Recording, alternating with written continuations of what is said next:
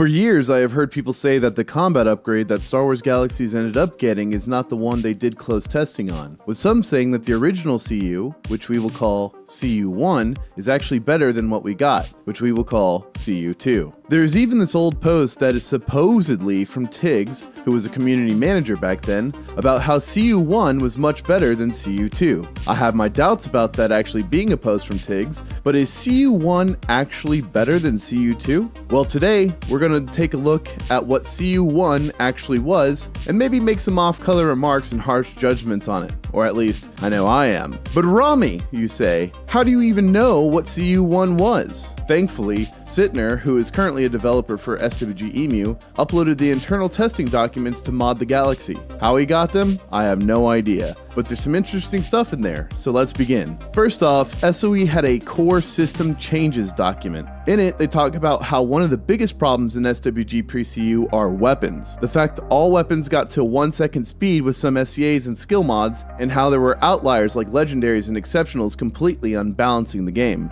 They also wanted to address stacking, and while they don't outright say defense stacking, which is where the term stacker comes from, they do address that they want offense stacking, so that a master rifleman with novice pistolier is actually better at shooting pistols than someone who is just novice pistolier. Not only that, but they gave examples of wanting ranged abilities like headshot to be used with all ranged weapons, and melee abilities like sweep attack to be used with all melee weapons, but things like full auto area to require an automatic weapon, so that would be something limited to only carbines. Further, they go on to talk about slicing limits, profession progression, difficulty of PvE, healing adjustments, dot nerfs, buffs being completely overpowered, while having no buffs is way too much of a detriment. Obviously, we got all of this in CU2, and a lot of players have recognized these problems with pre-CU. Now let's look at something SOE called the Combat Diamond, which shows a sort of design philosophy that SOE had for combat professions and what roles they wanted them to fill. This is what was put into the CU2 Prima Strategy Guide,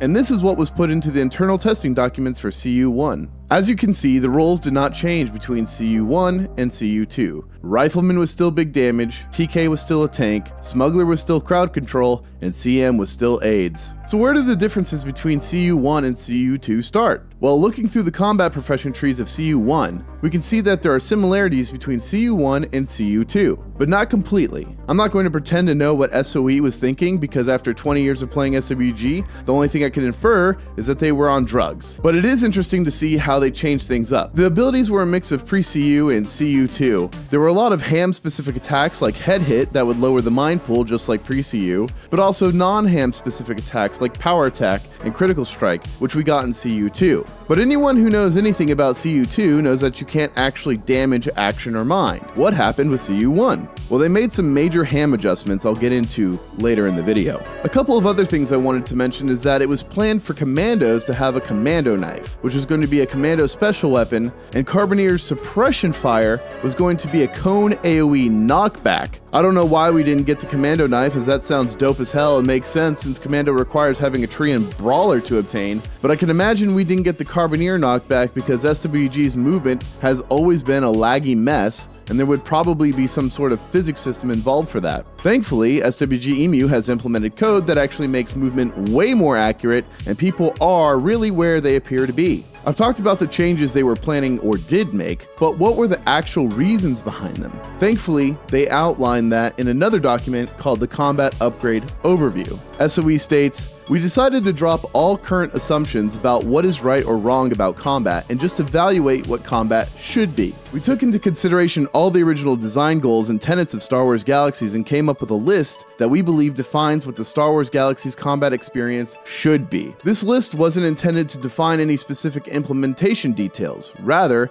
it would just outline the core philosophies that will define the nature of combat. All future design decisions would be based and remain true to the list. It would give us the foundation to determine what truly needed to change. Combat will be moderately fast-paced and very interactive. Combat is faster paced than EverQuest or similar MMOs. Combat is too slow to truly be considered action. Combat has bursts of faster paced action. Combat pacing is slow enough or can be forward queued enough to allow basic chatting and command communication. Combat actions cannot be queued so far ahead as to break the moderately fast paced feeling. The average even PvP fight should last 1 to 3 minutes. Combat is tactical in nature. There is no all-around best action. Different situations have different ideal actions to respond with. Actions can have specific counter, combo, and recovery actions. Powerful or unique actions cannot be repeatedly spammed. Actions can only be used a limited amount of times during a specific short period. Different professions have different ideal ranges. Terrain has a meaningful impact on combat. Movement has a meaningful impact on combat.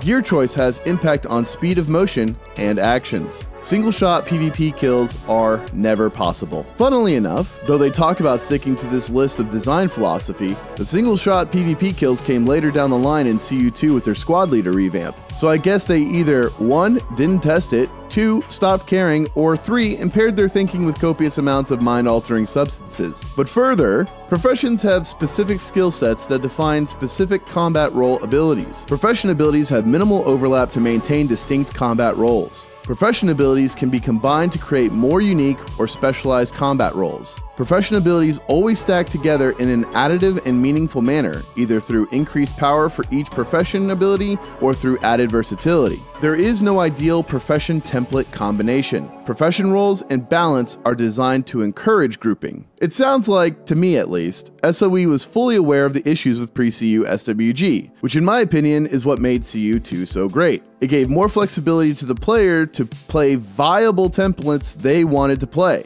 which allowed them to fill a role that would actually be needed, instead of doing one of 3 combat classes to actually do anything high-end PvE-wise and not much better in PvP. Reading this document almost makes me believe that the devs over at Sony Online Entertainment weren't actually blowing player subscription money on hookers and blow, and then saying, you know what would be cool? Legendary T21 rifles that are better than anything a player could even imagine to craft. Hard to believe it's the same devs who brought the absolutely disastrous NGE later that year in 2005. Well, sort of. Let's talk about what they wanted to do about the ham system. I've been saving the best, or maybe worst, for last. To begin, SOE started off by stating they understood it was no fun to send yourself straight to the cloner because you were pressing buttons in combat. And secondly, they talked about how the mind bar is a massive problem for the ham system, as it is something that cannot be healed, costs nothing to heal yourself, and any profession hitting mind is way more meta than anything targeting health or action. They also mentioned in their core systems document that with the way ham worked pre-CU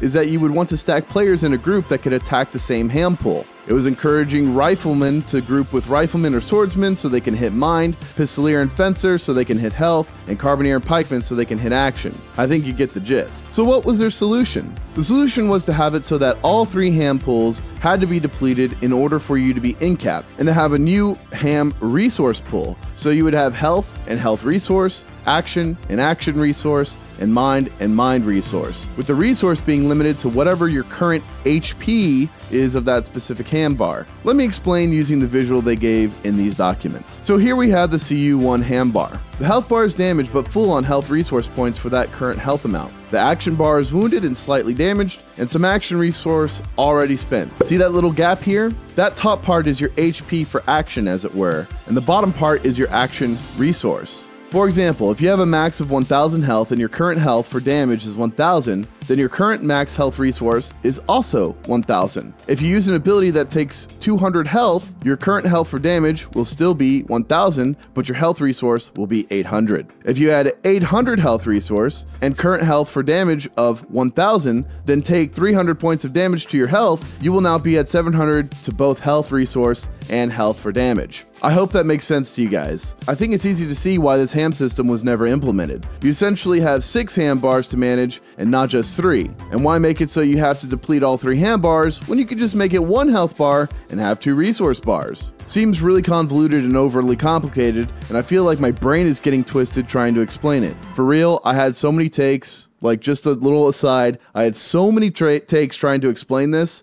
It actually is twisting my brain up. It is so convoluted and so stupid. I'm so glad they didn't go with this. There are a couple things I also wanted to mention. They mentioned PvP quite a bit in these documents. It is mentioned far more times than PvE, though I think the combat upgrade did a really fantastic job making both much better and more balanced than pre-CU, which is no easy feat. I just find it fascinating how much of the focus was on PvP balance, and as a result, also helped PvE balance. Something you often hear people swear one is a detriment to the other. The other thing are the armor changes. I really don't know much about armor crafting in CU2, but CU1 looks very, very similar from what I remember. If you're interested in reading the documents yourself, I will link them down in the description below so you can download them. I'm curious to hear what y'all's thoughts are on this. Don't forget to like and subscribe. Peace!